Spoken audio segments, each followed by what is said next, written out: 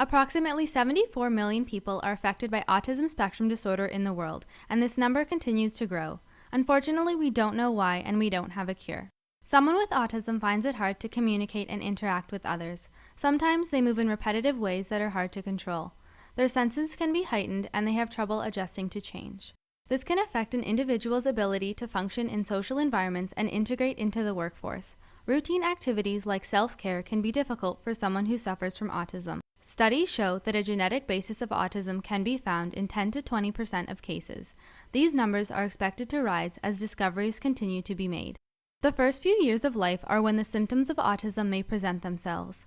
These first few years are known as the critical period, a time that is important for brain development. The brain holds millions of neurons. Neurons are the building blocks of the brain that send messages throughout the body. A neural circuit is a network of neurons that are connected to each other and regulate brain activity.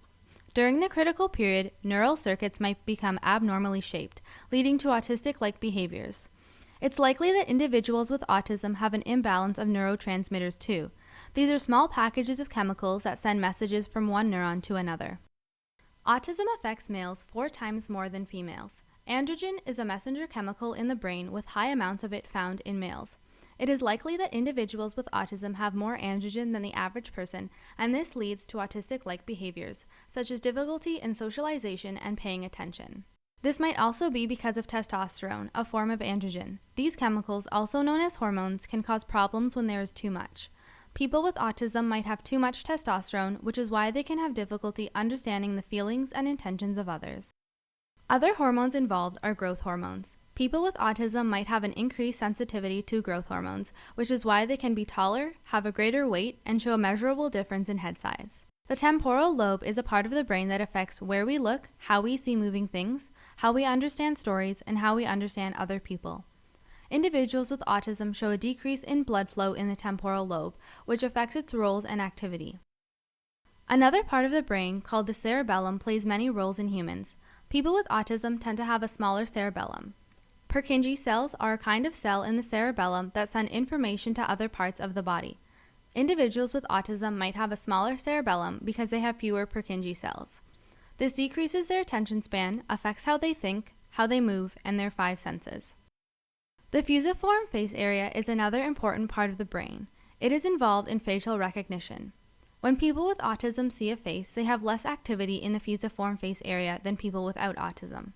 This can lead to problems when socializing, such as maintaining eye contact and recognizing people they have met before.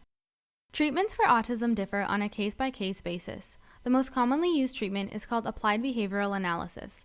It focuses on the relationship between environment and behavior, such as how events affect behavior and the consequences of those behaviors. An example of applied behavioral analysis is modeling. People with autism can learn by watching others. Another example is prompting.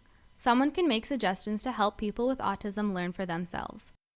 Applied behavioral analysis has almost no side effects and has been very successful with children. This therapy can give children confidence, skills needed for the workforce, social skills, and help them find their strengths. What this information shows us is that humans are all born differently and everyone faces their own challenges. We should work towards helping each other instead of focusing on these differences. What is important to remember is that everyone should be treated equally and with respect, regardless of their differences. Join us in the conversation about mental health. One way you can get involved is by tweeting Erase the Stigma. Show your support and contribute to the movement.